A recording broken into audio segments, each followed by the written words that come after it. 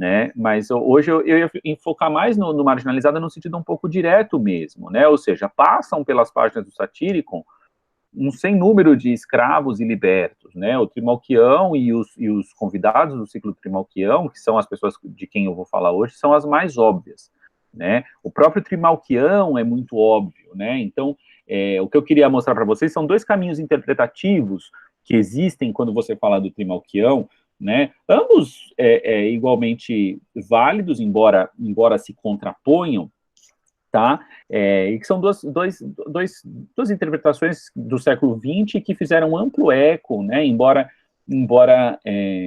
a do Veni tenha acabado se sobrepondo à do Rostovtsev. Né? O Rostovtsev, para que vocês saibam, né, e que é a mais antiga aqui, é um historiador de origem russa, né, que escreveu esse texto, que foi por muito tempo uma das principais referências sobre sociedade e economia em Roma. Tá? Né, então, The Social and Economic History of the Roman Empire. Eu não tenho certeza se eu acho até que existe traduzido para o português, eu não tenho certeza. Infelizmente, o único PDF que eu tinha disponível aqui, porque isso eu nunca tive na minha biblioteca, era em italiano, mas eu acho que a gente consegue conversar mesmo assim. Eu fui relapso e não traduzi o trecho. Né? E que deu foi a primeira leitura que fez eco sobre quem é esse Trimalquião. O Trimalquião é uma figura muito importante nessa história, né? E depois o Veyne, em 61, escreve La Vie de Trimalcion, que é o texto que deu, provavelmente, o contorno mais aceito ainda, o mais utilizado hoje em dia, sobre a forma como se lê o Trimalquion. Tá? Basicamente, o que o Rostovtsev diz é o seguinte, olha, ele considera que o Trimalcion é um caráter tipo dessa idade. Ele fala assim, olha, o Trimalquion é muito típico desse momento do século I depois de Cristo, né? Eu vou traduzindo meio por cima aqui. Ele fala, olha, é muito característico que o Trimalquion não vive em Roma, mas na Campânia. Tá? Segundo o Rostovtsev, a Campânia é um lugar mais, né, a Campânia é a região de Nápoles ali, né, vocês já entenderam, e é onde acontece a coisa toda. É um lugar muito mais próprio do que Roma para quem quer ficar rico, tá? E aí ele nota, você vê como é um historiador de história econômica, né, ou seja, olha, a principal ocupação do Trimalquion é o comércio, tá? E só depois de ter sido comerciante é que ele expandiu o investimento dele para a agricultura e para ser usurário, tá? Aí vem lá, olha, a colocação do Rostovtsev, né? O primeiro trecho grifado, que eu acho que é o primeiro ponto que me interessa. Olha, pode ser que ele represente um tipo também na sua qualidade de liberto, tá? Se bem que eu me incline a acreditar que Petrônio tenha escolhido o tipo do liberto para ter um jeito de fazer um novo rico na figura da forma mais vulgar possível, tá? Então, veja, né, o Rostovtsev, lendo o Satyricon, acha que é mais importante entender o aspecto econômico da construção da riqueza desse personagem do que entender o lugar social dele. Né? Ele se resume a dizer isso, olha, não, na verdade o lugar social dele de liberto, só é de liberto para ele ser mais vulgar. Né? O que interessa olhar aqui é a história de como ele constrói a riqueza. Né? Ele fala assim, olha, para mim é certo que não poucos habitantes de uma cidade como Pompeia, nascidos livres e provavelmente não de tudo incultos, tinham uma carreira parecida com a do Trimalquião, tá? Veja, né, a colocação dele, ou seja, a colocação de ser livre ou ser liberto não é relevante nesse espaço aqui, tá? Né, ele entende dessa forma, e fez muito sucesso, principalmente na esquerda, né, ou seja, você está olhando aqui mais do ponto de vista da produção, né, menos da questão social, tá? Né, e ele vai falar, olha, essas pessoas lá em lugares como Pompeia, né, na Campânia, eram descendentes dos veteranos, né, da implantação da colônia, né, alguns ainda da aristocracia de Pompeia, né, pouquíssimos eram libertos. Essa leitura dele é uma leitura um pouco delicada, né? Ou seja, ele está afirmando aí que poucas dessas pessoas que são testemunhadas lá no mundo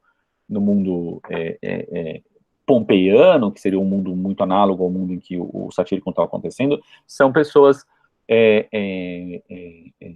em maioria eram livres, tá? E que pertenciam a essa classe social, teriam essa composição demográfica, né? São os descendentes dos colonos ou membros da elite nativa antes da ocupação de Roma, e pouquíssimos seriam libertos. E, na verdade, não é tão simples assim essa colocação, tá? Mas é uma colocação que teve aí uma repercussão por um certo tempo, né? Aí, em 61, o Veyne, que é o monumento da intelectualidade que é, vocês sabem, né? Ele vai dizer o seguinte, olha, sim, o Trimalchion é um personagem tipo, mais do que um personagem específico, mas por motivos opostos, né? Essa é a linha da argumentação do Veyne, tá? Na leitura do Veyne, o Trimalchion é típico, né? Porque nessa condição de liberto, né? Não importa quão rico ele seja, e ele é rico pra caramba, né? Ele fala lá de riquezas assombrosas, né? Ele ainda assim, ele é impossível, né, ele tem uma impossibilidade de ser agregado à elite, ele nunca vai ser nobre, ele nunca vai pertencer à classe governante, né, ele é um liberto, ele vive num hiato, né, e essa é uma limitação que é de ordem jurídica, ela não é de ordem econômica, ou seja, no Rostov-Tsev, o aspecto econômico é relevante. O que o Veyne está falando assim, olha, não é tão simples assim em Roma, tá? Em Roma não, né, Roma não é uma sociedade capitalista, ela é uma sociedade pré-capitalista, né? Então, a lógica da economia, ela não é tão relevante, central na organização social quanto ela é na sociedade capitalista, tá? Né, isso é uma tônica. Roma não é capitalista, ou seja, não é porque o indivíduo é rico que isso necessariamente lhe confere o espaço, o acesso às coisas, tá? Ele diz isso nesse texto e ele diz isso em uma série de outros textos, né? Então, outros valores se sobrepõem a isso, né? Na colocação das pessoas no centro ou na margem da sociedade, tá legal? Então, por exemplo, o caráter livre, ou escravo, ou liberto, é uma dessas questões. Então, por exemplo, né, você vai ter lá uma infinidade de patrícios na história de Roma que são pobres, mas ainda assim são patrícios, né? Então, por exemplo, César, quando começou a vida militar dele, ele era extremamente pobre, é uma família empobrecida, com poucos recursos, e ainda assim ele é patrício, descendente de uma das famílias mais antigas e tradicionais de Roma, tem todas as honras conferidas a essa classe, né, desde sempre, pode pleitear uma série de colocações reservadas aos patrícios, e um rico como o Trimalquião sendo liberto, não, tá? Então aí o que ele diz, é que eu estou praticamente traduzindo o texto dele, é o seguinte, olha, os libertos, aqui é um trecho, tá? Assim, olha, os libertos ingratos são um caso especial, tá? Então veja como o Veyne descreve a dinâmica da condição do homem livre, do homem liberto, do homem escravo, tá? Né, e como ele descreve as limitações do que é a condição de liberto, tá? Né, e como isso tem uma dinâmica na sociedade romana. Olha, a formação de uma categoria de libertos independentes era feita, acima de tudo, pela lógica própria da sociedade romana, tá? O espírito da nobreza seguiu nessa direção. As grandes famílias manifestaram seu poder, deixando seus libertos por conta própria e promovendo as criaturas. Tá legal? Como os clientes, os libertos eram satélites da casa e dão a ela uma auréola quase de devoção. Tá legal? Então, veja, é uma questão interessante, ou seja, os romanos, mais do que em outras culturas, mais com certeza do que na cultura americana, sul-americana, brasileira, eles libertam recorrentemente os escravos, tá? Então, esses escravos vão sendo postos em liberdade, e eles têm lá uma série de dependências em relação à família dos seus ex-senhores, tá? E aí eles a palavra do Veyne é boa, eles existem na condição de satélite da família. Então, o patriciado, que desenvolve uma estrutura de poder que tem como partida a família, essa família se expande para os satélites da família, ou seja, clientes e libertos são pessoas que continuam dependendo em algum nível da família patrícia, né? Então, os clientes têm lá uma série de obrigações e recebem uma série de coisas da família, os libertos também, os libertos têm obrigações, tá? E, ao mesmo tempo, os libertos têm uma determinada gratidão pela condição que eles recebem, ou seja, uma vicissitude os torna escravos, e uma decisão generosa de um patrício, de um dono, os torna livres. Então, eles têm lá uma gratidão que dura a vida, tá? Então, né, e aí isso cria uma relação social e uma relação econômica, né, não raro, os libertos são satélites, inclusive, da estrutura econômica de poder dessas famílias, tá? Então, aí seguindo aqui o que fala o Vane, nas classes mais baixas, uma afeição quase familiar muitas vezes levou ao mesmo resultado. Estabelecia um espaço para o liberto, ou ele era autorizado a criar como se fosse um filho, ou como se fosse pelo menos um bastardo, tá? Ou seja, o liberto é uma parte da família. Tá? Veja, vai mais longe. Se não tivéssemos filhos, legávamos a ele a sucessão de assuntos familiares, que é o que acontece com o Trimalquião. O Trimalquião é herdeiro de um rico, né, de um homem rico, livre, nobre, sem filhos, né? Tá? Finalmente, a frequência da alforria testamentária, com os legados subsequentes, multiplicou o número de libertos que já não dependia de um chefe. Tá? Ou seja, também condições como a do Trimalquião eram comuns, tá? Então, o que o Rostov está enganado na fala dele é assim, essa condição do Trimalquião é comum, tá? Ou seja, ela tem a ver com o hábito cultural dos romanos, ou seja, eles libertam os escravos como forma de criar uma determinada estrutura socioeconômica ainda em volta da estrutura da família, ou seja, é conveniente do ponto de vista econômico você libertar um escravo e depois, se você precisar, você comprar um outro, né, pela vantagem que é ter o liberto e não ter o escravo, enfim, mas ao mesmo tempo que esses libertos adquirem uma grande autonomia ao longo do tempo, na medida em que essa dinâmica é volumosa, né, ou seja, muita gente é liberta, né, muita gente passa a integrar a sociedade romana na condição de liberto, né, de escravo liberto, ocupar um espaço que é mais privilegiado que o da escravidão, mas muito menos privilegiado do que o da liberdade, né, e, ao mesmo tempo, criam uma vida peculiar, uma vida própria, já que eles não podem ser nobres e também não são escravos. Então, eles se tornam um terceiro espaço, né, um espaço novo, tá? Mas, ao mesmo tempo, um espaço grande, tá? Porque esses libertos, né, fala o Vane de novo, tá? São como uma extensão, uma obscuro propago das classes mais altas, tá? E é por isso que eles são um fenômeno principalmente italiano, né, nas províncias ocidentais, na África, por exemplo, a gente vai falar da África quando falar do Apuleio, esses libertos são raros, tá, e eles geralmente só se encontram nas cidades importantes, tá, ou a sua presença revela a proximidade dos domínios hereditários de uma grande família italiana, tá legal? Ou seja, porque esse fenômeno, né, essa forma de escravidão, essa forma de relação social, ela é característica da Itália, nas províncias as dinâmicas são um pouco diferentes, tá? Né? Então, a própria existência do liberto ela é rara. Mas o liberto vive num mundo à parte, como vocês entenderam. Ele não pode ser livre, ele não pode pleitear as condições do livre, mas ele também não é escravo, ele não tem os labores do escravo, tá legal? Então, de alguma forma, o que você vê na caracterização do Trimalquião é que o Trimalquião é um pária milionário, mas um pária, né? Porque ele não tem acesso à nobreza, não tem acesso à elite, né? Inclusive juridicamente não tem acesso, né?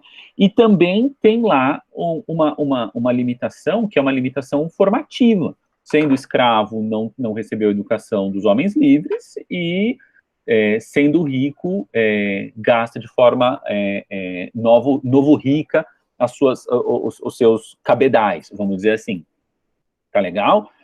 Então, isso é um aspecto muito importante. E um aspecto que eu acho importante dizer, que dissocia, né, e eu acho que essa é a fala que eu queria colocar aqui para fazer a ponte para a próxima, é uma fala que dissocia o Trimalquião do resto dos marginalizados que a gente vê no banquete do Trimalquião. Por quê? Sendo o Trimalquião um liberto muito rico, ele vive de uma forma que é um pastiche da forma como se vive um rico. Tá? Então, você pensar lá que um poderoso romano, vocês podem ler lá no Marcial, podem ler no Horácio, que são figuras que falam muito do clientelismo, né? A dinâmica da casa, ela é uma dinâmica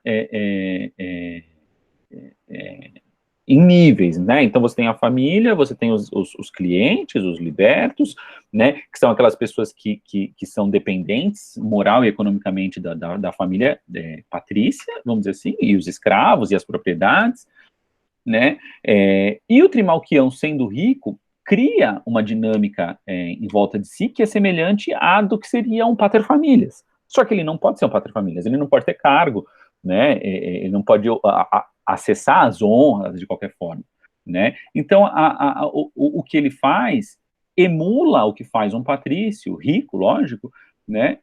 Mas frauda, vamos dizer assim, o processo cultural.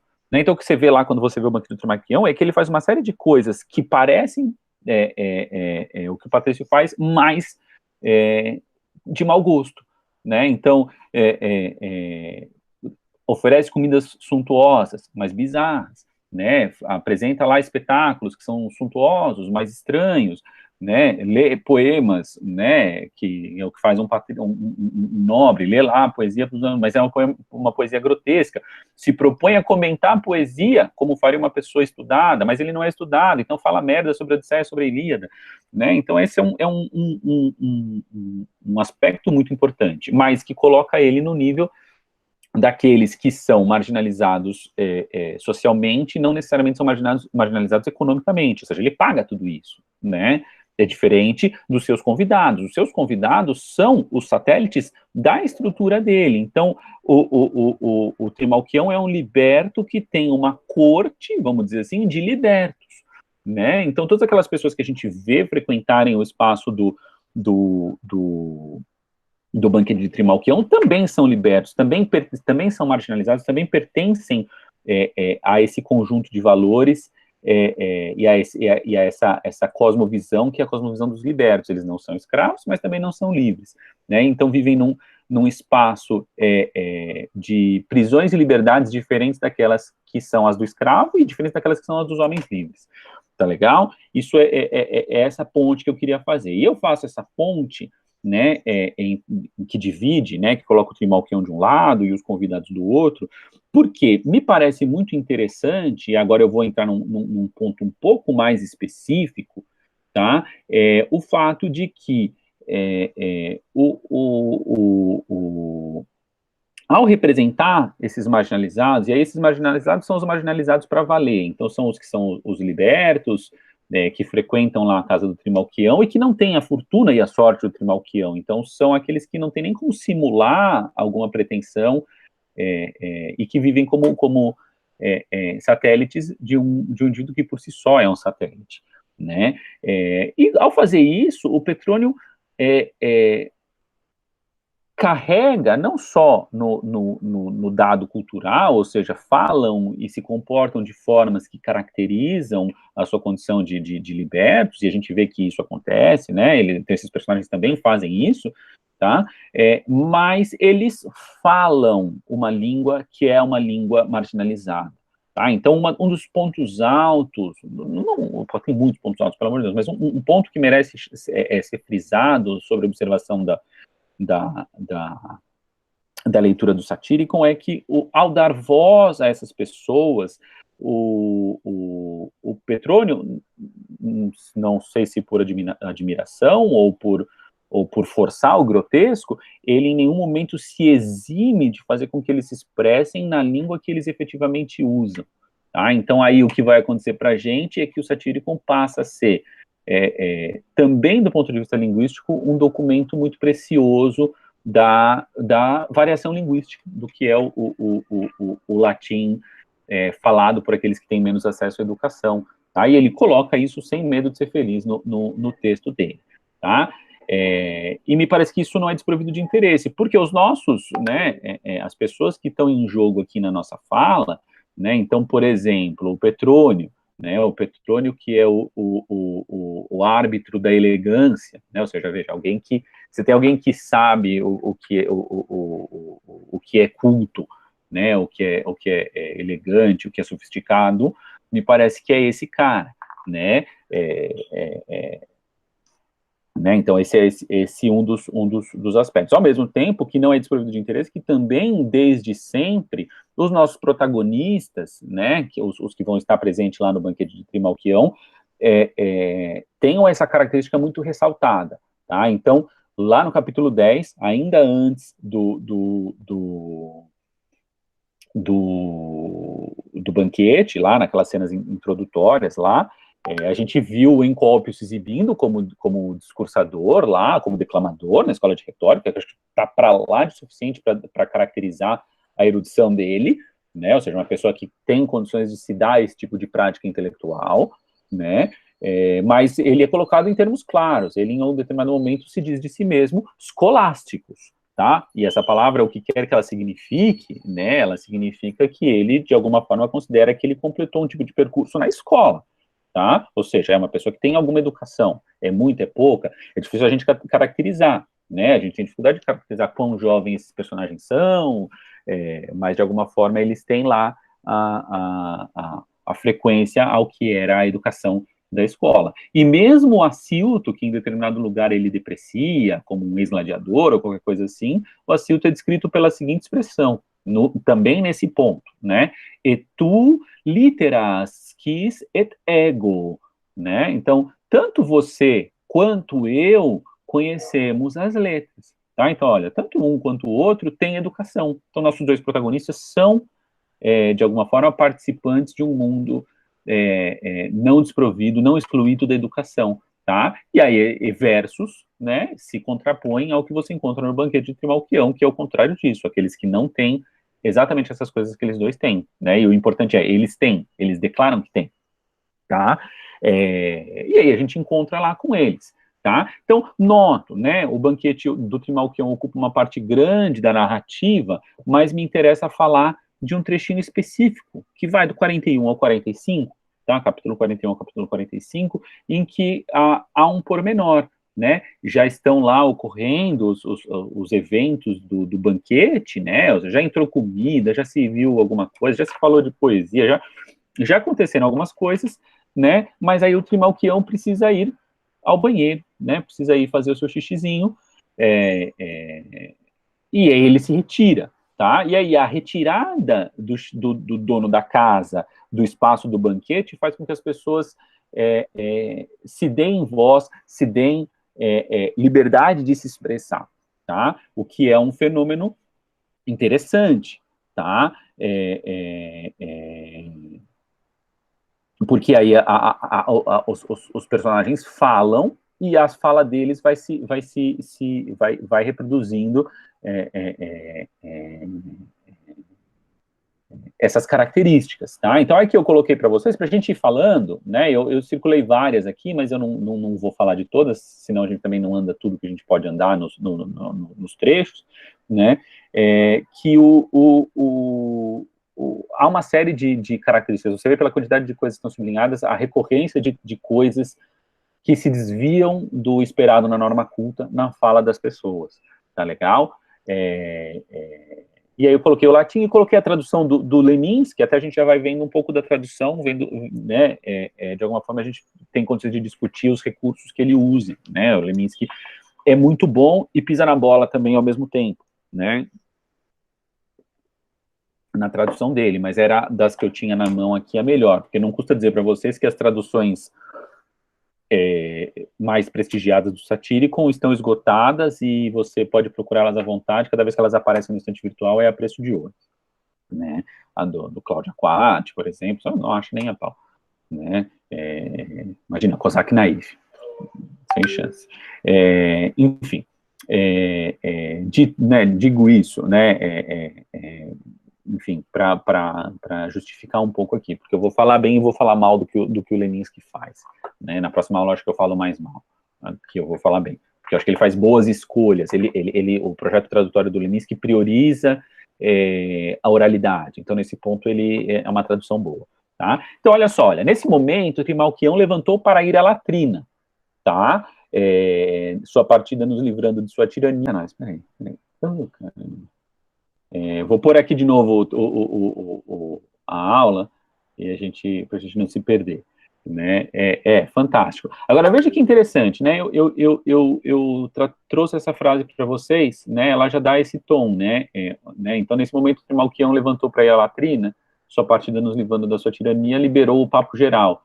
Veja que interessante que acontece aqui. Aqui nessa frase tem só uma palavra que foge do que é a norma culta, que é o laçanum, tá? Esse laçanum, que em latim bem vulgar significa panela, tá? Panela, travessa, de barro, de porcelana, né, assim, né, aquela onde você faz a lasanha, tá, que é palavra associada aí, que tem uma relação com o negócio, né, mas é a louça, vamos dizer assim, né, e o Trimalchion, o que ele faz? Ad lasanum surrexit, se levanta para ir na porcelana, na louça, tá? Né? E que é língua vulgar por excelência, até porque laça não é palavra do grego, né? Então é um vocabulário giriesco local na Campânia, né?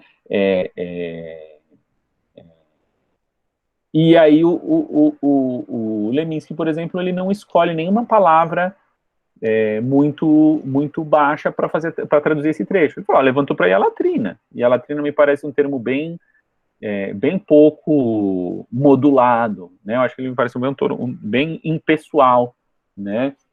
É, é, é, enfim, de qualquer forma, né? E aí, por exemplo, ele coloca uma informalidade, depois, olha, a sua partida, nos livrando de sua tirania, liberou o papo geral. E essa expressão é ótima, liberou o papo geral. E ela na verdade, ela traduz o coipimus inuitare sermones, né? Começou a nos convidar à conversa, né? Só que sermones é uma palavra super não marcada, né? Ela não é nem um pouco informal, ela é muito mais norma padrão do que papo, né? Papo já é uma palavra bem informal. Sermones é conversa, né? Tem o grau de formalidade da palavra conversa. Olha que interessante. E o Leminski faz uma escolha interessante de tradução aqui, né? Mas olha, veja, vou ficar no latim, né? Que é o que nos interessa, né? Então aí começam as pessoas a falarem, né? O primeiro que fala é um tal de dama. Ao chamar o cara de dama, dama é um nome de escravo, é um nome grego, tá? Nome de escravo liberto, enfim, né? Um nome de origem desprestigiada, tá? E ele diz o seguinte, olha, um dia e nada é a mesma coisa, tá? Você se vira e já é noite. Nada melhor, portanto, que passar direto da mesa para a cama, tá? Não tomamos banhos frios nem quentes, mas para que melhores cobertas do que o calor do falerno, tá?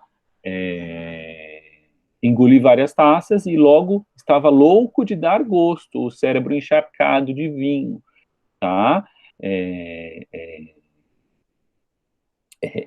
Veja que legal. Na hora que você vai olhar a fala desse cara, olha a quantidade de coisa que eu marquei, né? Algumas são interessantes. Olha só, dum versas te nox fit. Enquanto o sujeito está implícito aqui, é tu, né? Enquanto você vira você mesmo, tá? A noite se faz. Tá legal? Agora, esse uso, né, de virar T é super informal, né?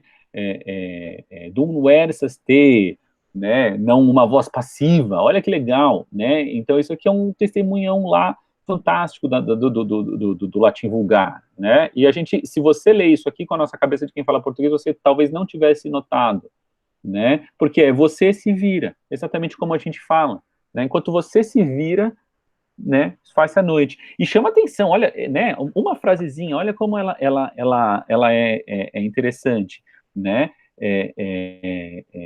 visualizem, né, vocês entenderam plenamente, enquanto você virou, é noite, a gente falaria exatamente desse jeito, né, um tipo de, né, uma figura, uma forma de organizar essa imagem que é bem popular, né, tanto que ela fica, né, ó, virou, passou o tempo, né, enfim, né, a coisa vai seguindo. Dou mais exemplo aqui, olha, né, olha só, aqui são 4 palavras, 2 são estranhas, né, Vix me balneus calfecit, tá, então olha só, né, o banho mal me esquenta, né, mal consegue me esquentar, né,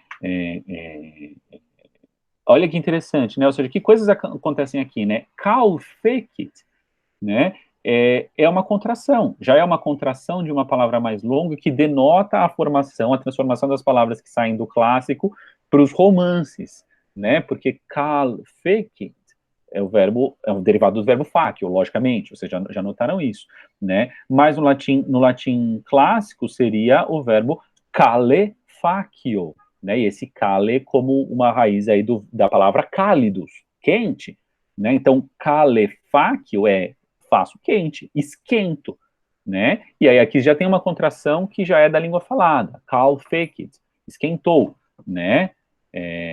E vamos mais longe, né? Então, uma contração característica desse desenvolvimento linguístico.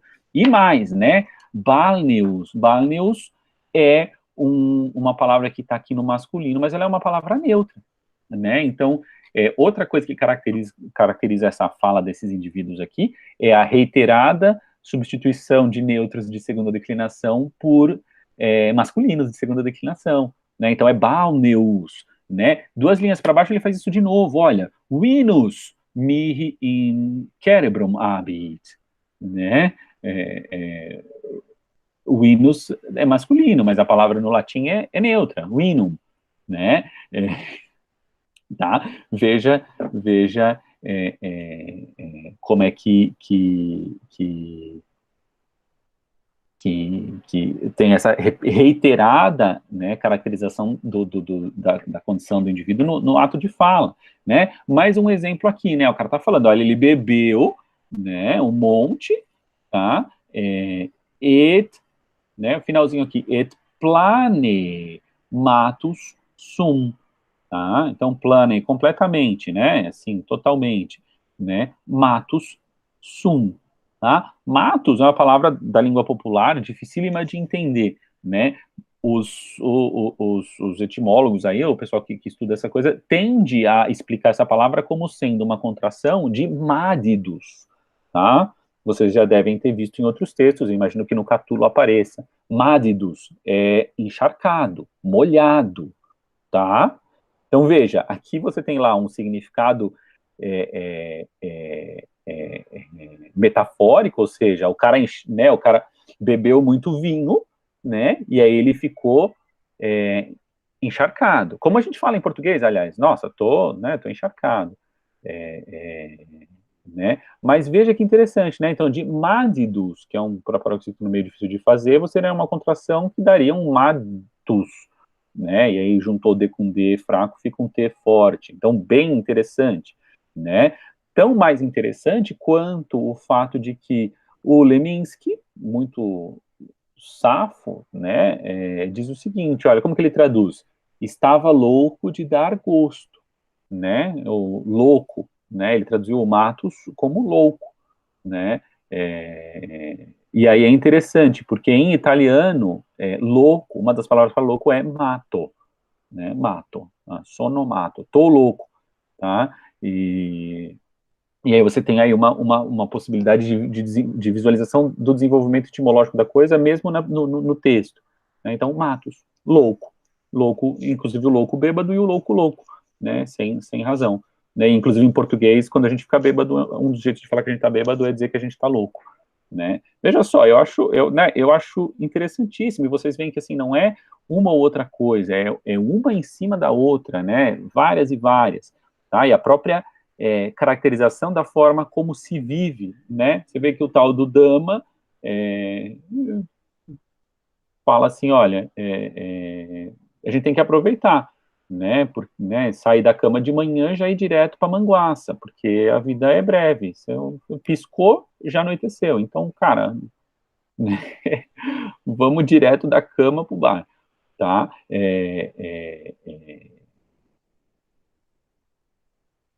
Também é uma visão de mundo muito específica e absolutamente contrária ao que é o valor romano. O romano valoriza lá a atividade, né? Enfim, vocês conhecem bem o discurso, tá? Né? Então veja, segue, né? Aí começam os cidadãos a falar aí. Eu acho que eu não vou conseguir falar todos, mas eu acho que a gente pode falar mais sobre essa, né? O papo do banho vira um assunto, aí vem um outro que fala, né? Qualquer coisa, né? Então, por exemplo, surge aí o outro cara chama-se Seleuco, tá? O Leminski não dá nem ao trabalho de pôr o nome dos personagens. Você vê que interessante, né? Quanto a mim, não me lavo todo dia. Lavar é coisa de lavadeira, tá?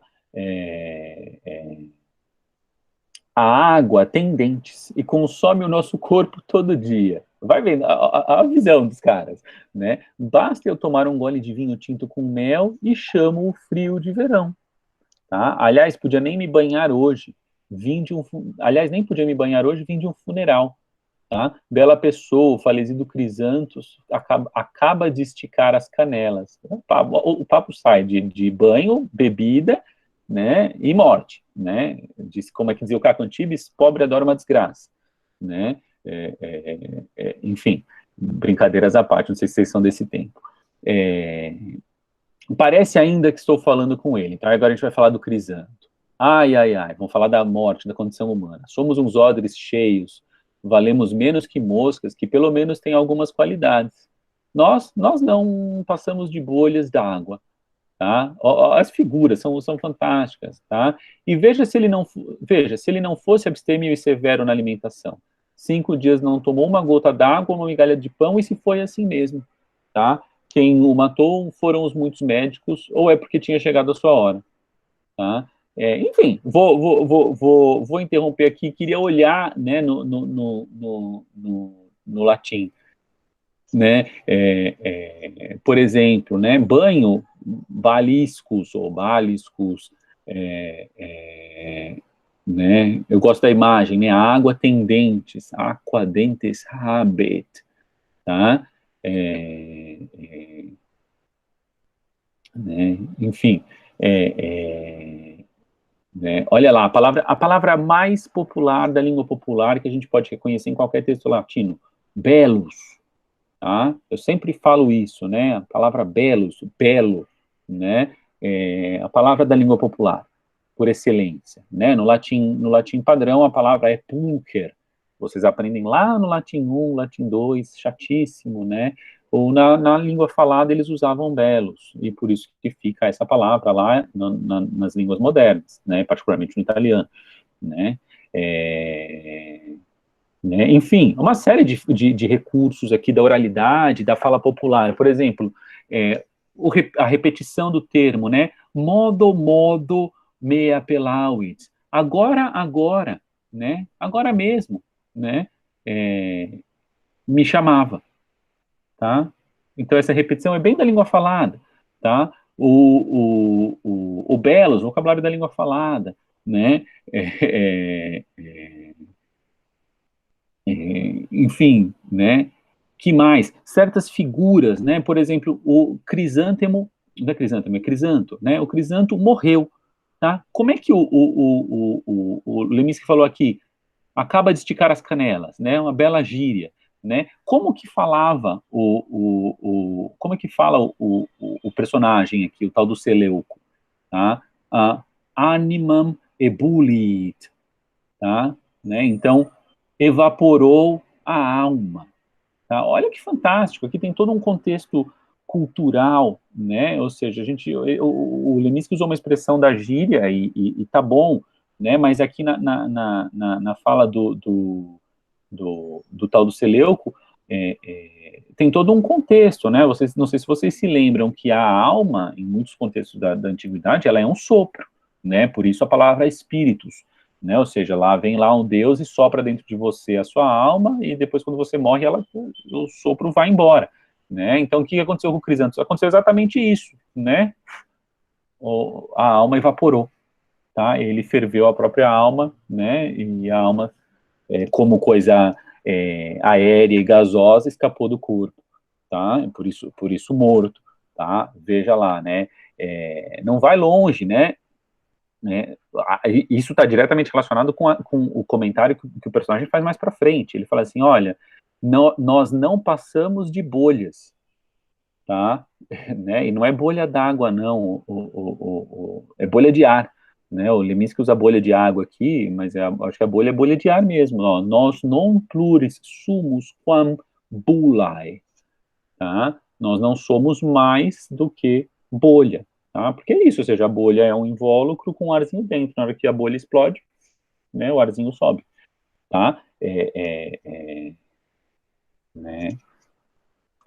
Enfim, tá? Né? Então, exemplos da forma como vê a coisa, né? Outras características, sei lá, por exemplo, olha, formação, sufixação preciosa, né, sufixação variada da frase, né, por exemplo, essas terminações em ax, elas são super popularescas em latim, então o nosso colega aqui, o tal do Crisantos, que não bebia, era abstinax, tá?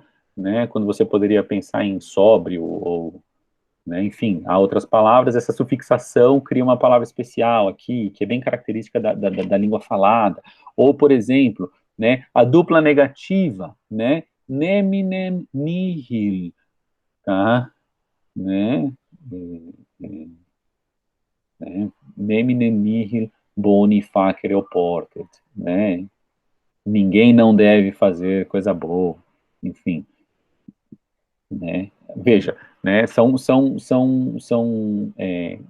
características dessa língua falada, né? Então, não só os indivíduos falam as coisas é, é, é, é, que revelam a sua concepção de mundo, que eu acho que é isso que é interessante aqui. Na hora que o Trimalquion sai, as pessoas estão livres para pensar com a própria cabeça, né? E aí dão as opiniões sobre bebê, sobre cuidar da saúde, sobre a morte, que lhes são próprias e que são cerceadas na hora que o anfitrião está presente, né? E isso também se revela no aspecto linguístico, né? Aí vem um outro, né? O Phileros, tá?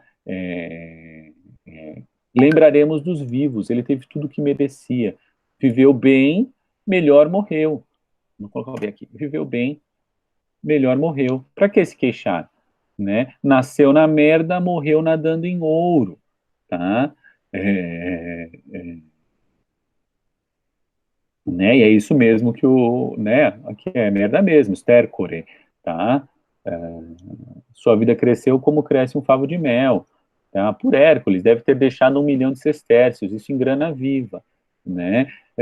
Ou seja, já estamos falando do morto, o outro estava elogiando o morto, esse aqui já está falando assim, ó, esse aí, né, no fundo, né, não vai fazer falta, tá? Mas vou lhes dizer a verdade, porque não tenho papas na língua. O falecido era um desbocado sem noção, maledicente, a própria discórdia encarnada, tá? Seu irmão era gente fina, amigo dos amigos, mão aberta e mesa cheia para todos, tá? Ah, que legal, cara, olha os termos que ele usa, né? Né? Então, assim, olha, sobre a coisa, de re, tamen, né? Apesar disso, sobre a coisa, ego verum dicam, eu vou dizer a verdade, né? Eu quem? Qui, vem aquela relativa que vocês gostam, né? Oração adjetiva, eu que comedi linguam canina, eu que comi a língua canina, né? Ou seja, eu que engoli a língua do cachorro, então eu falo que nem um cão, né? Provavelmente essa é a imagem, né? E o Leminski fala, não tenho papas na língua. Fantástico, né? Mas, né, veja a forma de construir sentidos, de renovar sentidos para as palavras, né? Comi a língua do cachorro, né? Então, por isso que eu fiquei desbocado, tá? Então, o que que ele fala? Como que ele qualifica o morto? Durai bucae fuit. Foi de boca dura, né? Era boca dura. A gente usa essa expressão até hoje, né? Então, foi com genitivo, né? Então, era de boca dura, tá? Boca dura, desbocado, tá? Linguosos, tá? Olha que legal, linguosos, linguarudo, né? Muita língua, boca dura, muita língua, olha que fantástico, né? Aí a terceira é fantástica, discórdia non homo, tá? Então ele não era um homem, era a discórdia, tá? A personificação da discórdia, fantástico, eu espero que vocês estejam vendo, eu acho interessante que vocês estejam vendo, e talvez não esteja causando o efeito de estranheza, que causa no latim, porque isso significa fantasticamente que vocês não estão vendo como estranhos recursos de marcação estilística, que são recursos da língua popular dos romanos e que permanecem na nossa língua.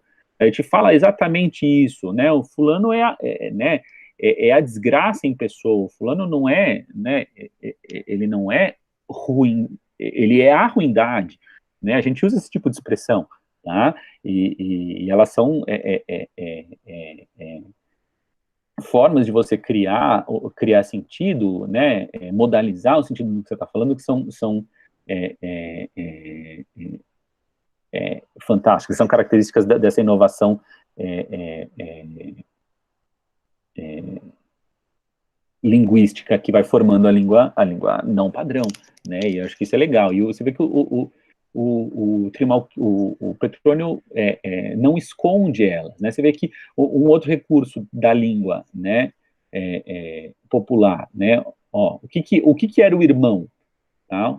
Frater eius fortis fuit. Tá? Essa literação é a cara da língua popular. Vocês veem ela lá de novo no Plauto. O Plauto adora esse tipo de coisa, né? Então, o irmão dele foi um forte, né? Olha que legal. Amicus amico, né? Um amigo para o amigo, né? Então, para quem era amigo, ele era amigo. Então, essa repetição, essa construção, né?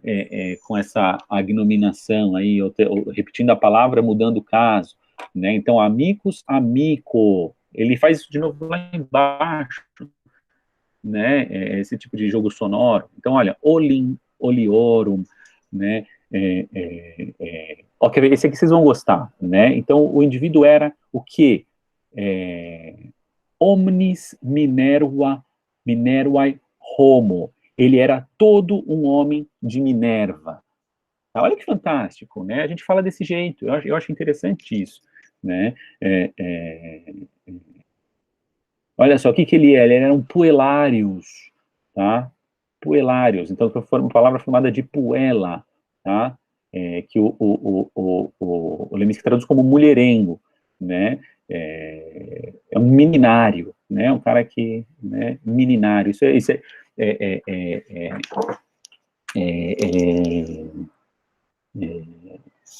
sufixação, né? Então, de puella, menina, e menina, como em português, pode ser uma menina criança, pode ser uma menina adulta, né? Essa palavra tem essa ambiguidade também em latim, né? De menina sai o menineiro. Esse aí era menineiro, mulhereiro, alguma coisa desse tipo, né? Enfim, né?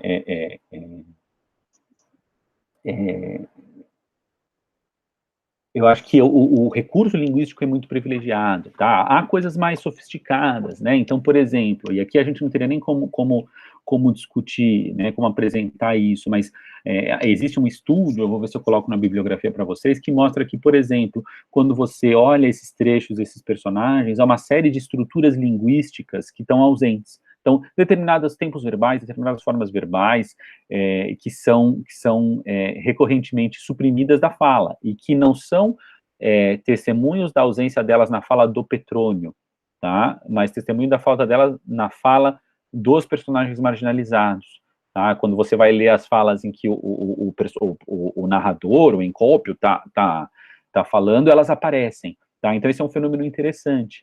Tá? E vocês vejam aí, daria para fazer uma tipologia do que foi apresentado, né? Mas só com algumas coisas vocês conseguem perceber isso, né? Então, é curioso esse trecho do 41 ao 45, ele é muito especial porque ele faz essa complementação. Então, há um registro linguístico que testemunha um tipo de condição social não privilegiada, marginalizada, né? E esse registro social declara coisas que compõem uma visão de mundo que é a visão de mundo marginalizada, né? Ou seja, você vê essas pessoas que são marginalizadas, a gente já sabe, porque afinal de contas elas estão no espaço marginalizado, dando as opiniões que têm sobre vida, morte, sobre riqueza, pobreza, que são dignas de testemunhar esse espaço, tentar testemunhar, mesmo que talvez a gente possa pensar num viés satírico, né, mas que são testemunhos do que essas pessoas, dessa cosmovisão a qual a gente raramente tem acesso, tá legal? Então, são alguns dos caminhos que eu queria apontar para vocês que esse texto nos permite. Há uma infinidade de coisas mais que a gente poderia dizer aqui, mas, cara, esse é um mundo restrito da carga horária e da pandemia e do remoto, né? Então, aí eu interrompo minha fala nesse ponto aqui, gente, e pergunto para vocês têm dúvidas?